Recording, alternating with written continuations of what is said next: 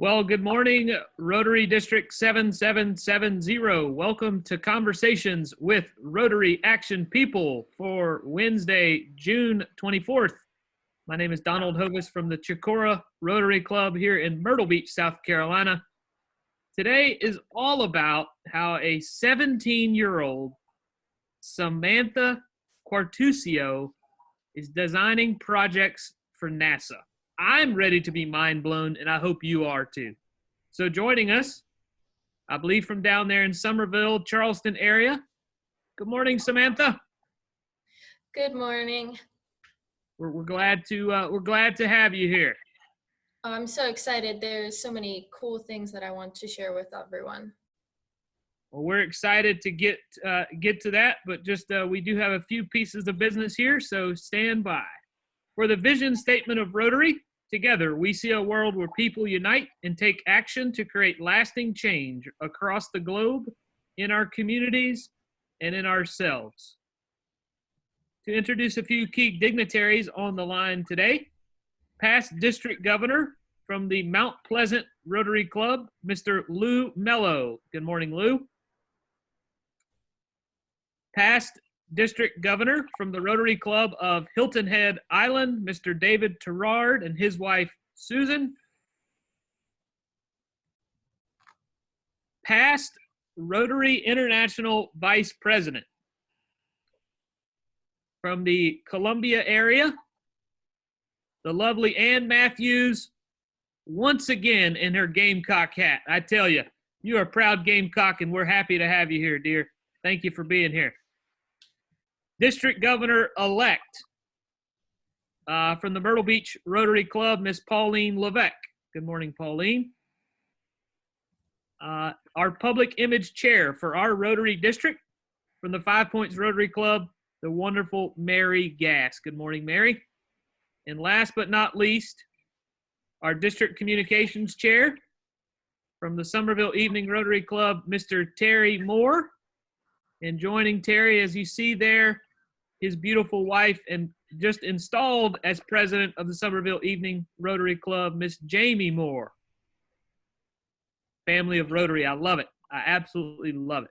Now, if you're joining us on the Zoom chat, please go over to the chat box and tell us where you're watching from and your Rotary Club.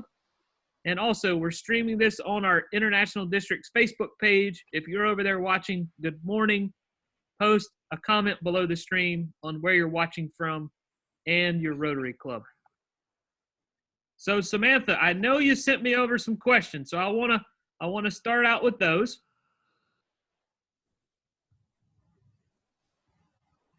And the first one is I want you to tell us, what are some of the programs that you've participated in? Okay, so I've been really fortunate through my school. I've been able to participate in a lot of different aerospace programs, with Inspires probably being the main one. But I've also had the opportunity to do Cyber Patriots, Civil Air Patrol, Cubes in Space, SSEP, and more recently, a payload construction event called Detect.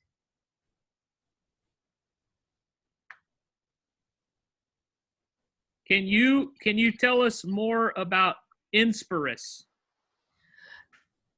Okay, so it actually is Inspires. It's an acronym that stands for the increased recruitment of system project for the increased, it stands for the innovative system project for the increased recruitment of emerging STEM students.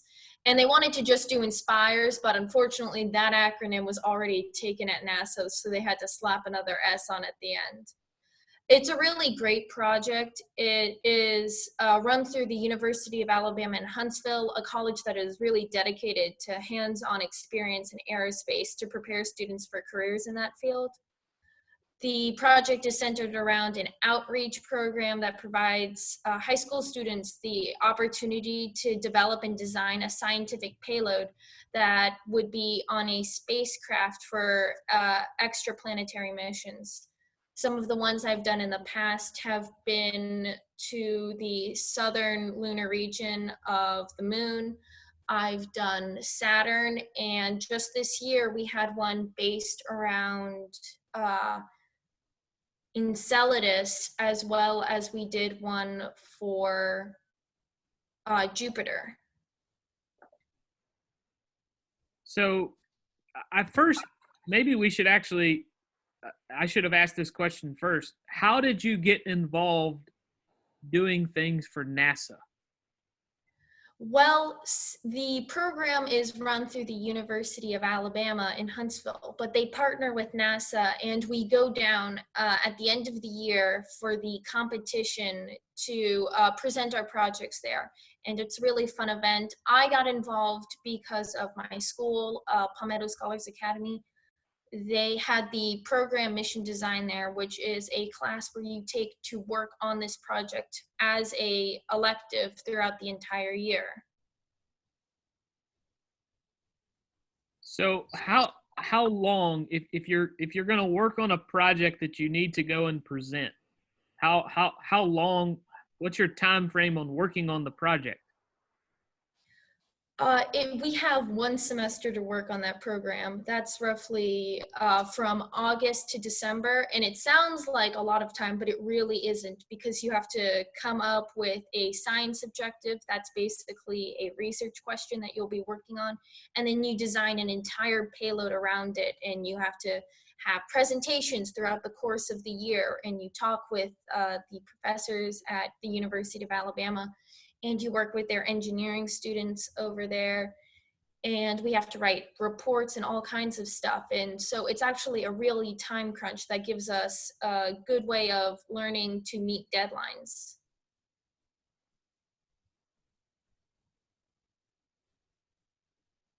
So what are some of the things you've done in the program? My very first year, which I was able to win. We were one of the youngest teams to ever have won, an all-freshman team. This was the lunar South Pole region, and our payload focused around solar energetic particles. And solar energetic particles are really just these radiation that's being emanated from the sun, and they hit the moon, and they enter these spaces and craters called permanently shadowed regions. That's where the light never has ever touched the ground over there, simply because the craters are blocking any sunlight from reaching them. The solar energetic particles hit there, they cause a chemical reaction with the soil that causes the actual composition of the crust of the moon to change. And we were able to work on this project, and it was really interesting. We get to learn a lot about that. And when we won at the end of the semester, we were able to go down to NASA headquarters in DC and get to talk to them about our projects along with 2 other teams. It's a really great opportunity to meet some of your heroes in the aerospace industry, but also to get an idea of what the design process for NASA is like.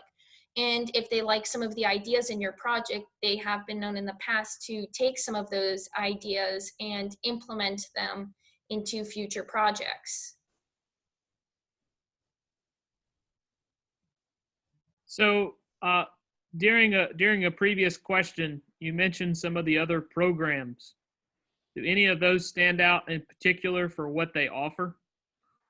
They all have really different elements to them. Cyber Patriots is a competition where we look at cybersecurity that's done nationally. Civil Air Patrol is a very big foundation that, in my opinion, is pretty similar to Rotary, where we try to help out with local communities in an emergency services fashion. And we also get free flights in airplanes through that. So we get opportunities to learn how to fly planes. Cubes in Space is a lot like Inspires, where we just create a payload, and it is launched on a high altitude rocket through space into zero gravity. I had an experiment that looked into tin whiskers on that project and how they can affect rocket missions. And tin whiskers are basically just little due to the compression of gravity, little metal whiskers can grow out of all kinds of circuit boards and stuff like that, and those can cause mission failures. So I did a science objective looking at that. SSEP is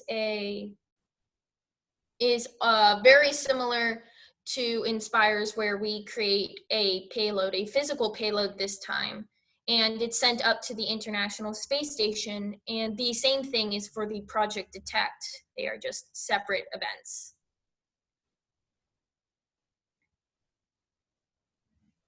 So how do these programs that you're talking about benefit you? Okay, so what I think is most important about these projects is they allow you to show that, first of all, they're a good gateway into college. They help you stand out from the crowd. Obviously, if you have a payload that's gone into space, you're standing out from the normal crowd. But more than that, it even helps you with employment later on. I've gotten to meet so many great scientists. I've met a planetary scientist through Inspires. I've met astrophysicists through Detect. I've met computer science experts and cyber patriots, and they've all given me opportunities to do apprenticeships and stuff like that that help me find out what I'm good at and provide me opportunities for future employment.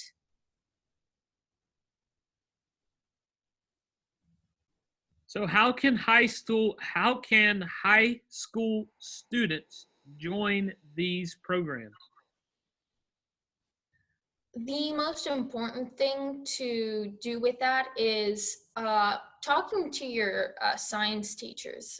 Most schools offer programs of some type, but if you see a program that interests you, if you can find a couple other people that you'd want on a team and then talk to a teacher, they are very likely to proctor an event if you can show that it's going to give you good experience. For example, Cubes in Space wasn't a program that was being done at our school until a student brought it up to one of our math teachers, and she helped us proctor that event. So before I ask you the last question that you submitted, if you have a question for Samantha, please post that in the chat box here on Zoom, or if you're over watching on Facebook, we are monitoring the feed for questions there as well. So how can we help students get access to these opportunities? The most important thing that I think people can do is fund schools so they can run these events. I mean, school should be not only a place to learn, but a place to test out how you can do in certain career fields. You don't want to do really well all throughout school, and then you enter your job, and then you figure out that you are just not cut out for it, or that you don't have the proper experience. Doing projects like these have given me experience in doing aerospace missions and designing payloads, something that I didn't think I would be doing in 6th grade, and I've gotten to do 4 years of it, and it's amazing. I've seen kids who have gone through the mission design or Inspires program and have said, yes, this is exactly what I want to do. And then I've seen kids who have figured out that they don't want to do it by attending that class. And I think that's a very important thing to learn. So I think the most important thing that everyone can do is help fund schools to have these programs. I mean, it's a very important thing, I think, to the developmental process of any child becoming an adult. Amazing, absolutely amazing. You're so smart. I'm like, some of these things you're saying, I'm like, wow.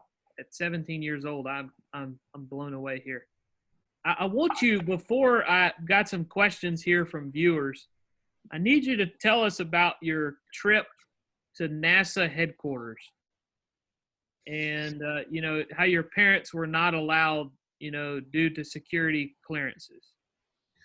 We went to NASA headquarters during the summer. It was me and one other student who had been on my team, as well as there are 3 divisions, and 2 of the teams at my school, I won Division A, and I believe another team won Division C.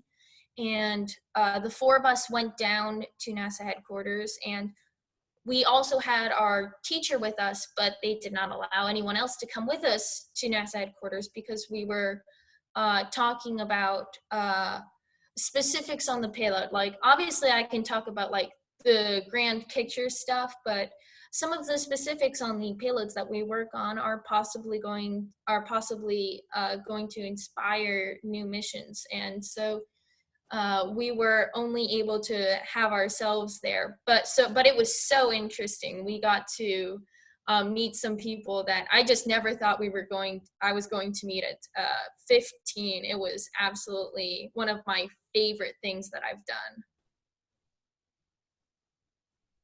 So is there someone in NASA that like you consider an idol, or you're really, is there someone within NASA that you would want to meet one day?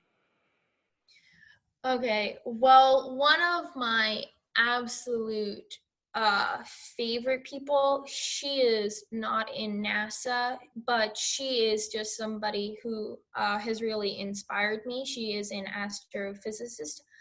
I don't know if I can say her name, but she is just absolutely amazing. She did work on black hole theory, and I don't know if you know what zombie stars are, but those are stars that get close enough to other stars that they actually start to eat the mass off of the other star to become even bigger.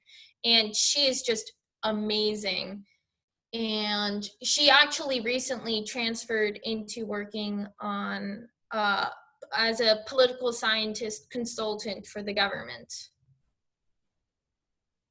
Wow. So do you have to have a security clearance? We had to bring our passports with us, and they did. I'm assuming they did do background checks. I don't know the full extent of what they gave us, but I mean, I guess to a certain degree, yes. How many people are on your team? You were talking about a team you were on. Okay, well, my very first team that I won with, we started with 6 people, but it was our freshman year and people inevitably dropped out. So we ended up with only 3 people by the time the competition came around. So that was pretty nerve-wracking, I'm not going to lie. My second year, we did not win, but I had a larger team. It helped me understand big team dynamics more. There was like 12 people. And this year, I won again. I had 6 people on my team. I think if I ever do this program again, I think I'd stick with 6 people. In my opinion, it's the perfect amount. And it changes every year based on how many people are interested in the program. So what are your plans post high school? Post high school, I'm really interested in attending the Air Force Academy. I've been seeking congressional nominations to go there.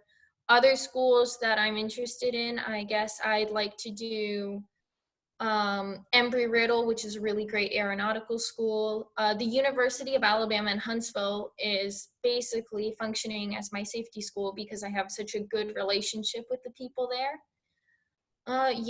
After that, I really love math. So I guess I want to be an astrophysicist or an aerospace engineer of some type. Wow. How much schooling would it take to become an astrophysicist?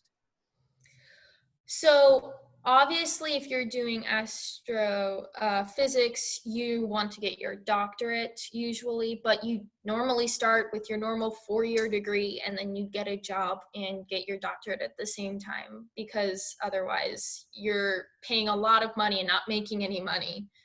If you're just doing aerospace engineer, you can get that in 3 to 4 years, depending on how many credits you finished in high school before you get to college. Wow. Out there listening on Zoom, if you have a question for Samantha, please post that in the chat box. as of now, I've asked you all the questions that I have through Zoom and on Facebook. Amazing I, information, though.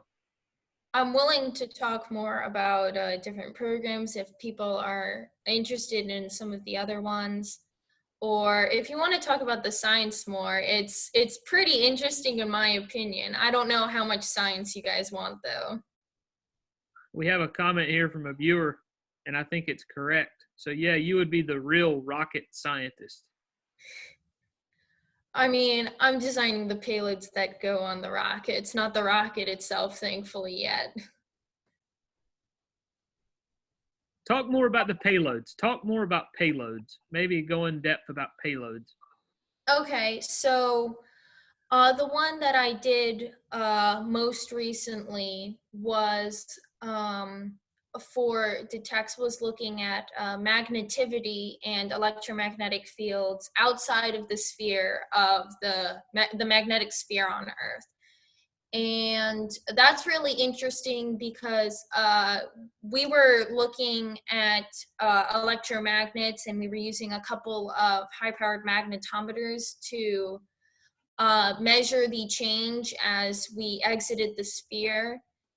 Some of the things that we were hoping to find and we are looking for, it hasn't happened yet, would be our hypothesis was looking into, as we left the magnetic field of Earth, the electromagnetic strength of the electromagnet would increase. And we want to see exactly how and when it increases, because electromagnetic fields can throw off other instruments. And while a payload may be testing correctly on Earth, if it's exhibiting a higher electromagnetic field once it exits the atmosphere, you want to know that and how much higher that field is going to be, because it might corrupt your data with whatever else it is you're testing. So, of the programs you talked about a little bit earlier, which of those did you find to be the most challenging or most interesting? I would say that the most challenging one that I've done so far is the payload construction for Detect. That, because you are physically building the payload up from scratch, they give you a budget and they give you requirements that you need to meet, and there's a lot of pressure on you because you're being given government money, and you don't want to waste it on a project that isn't going to work. We did this during COVID, so that made it even more challenging because we weren't in contact with each other as much. And some of the things that we ran into was we were given this money, but we weren't being able to spend it because all of these suppliers were being shut down and deadlines were coming up. But we got the project together, and I think it's pretty good, and we're going to see how it does soon. Well, thank you so much for coming on and sharing today. Really, really. Oh, we got one more here. Are your projects suitable for science fairs? I have participated in science fairs before. Not so much with stuff I've done for other competitions, just because you're designing something with a competition in mind. It's usually meeting certain guidelines set by the competition. I've done other stuff for science fairs, but I haven't really focused on them so much because while science fairs are great, I think these competitions allow us to get more experience in like actual job-oriented fields. Science fairs are great and all, they give you recognition, but most people don't do that for a living. In fact, I don't think anybody just makes science experiments with no real end goal in mind except for in science fairs. And if you ever get to space or a space station, you interested in starting a Rotary club up there? I mean, I prefer designing stuff more from the ground, but if I ever did go to space, I would definitely consider it. Rotary is a great program. Well, thank you so much again. We do appreciate you coming on today. For those watching, we say thank you to you as well. Now, we do these conversations with Rotary Action People 3 times a week, Monday, Wednesday, and Friday. So coming up on Friday, we will hear from Assistant Governor AJ Gohill, who is going to give us an update on a district-wide golf tournament. And then on Monday, we're going to have a wrap to CWRAP for this Rotary year from District Governor Johnny Moore. So those are your 2 next coming CWRAPs. I will mention, starting July 1st, which is next Wednesday, District Governor Pauline is starting an all-club meeting that will be presented right here by your CWRAP team.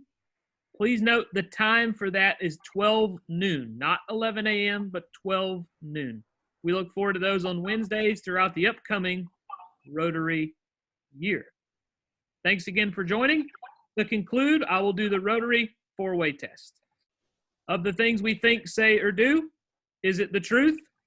Is it fair to all concerned? Will it build goodwill and better friendships? Will it be beneficial to all concerned? Have a wonderful Wednesday. See you on Friday. That's a wrap for Conversations with Rotary Action People for Wednesday, June 24th. Take care. Have a great day. Thank you.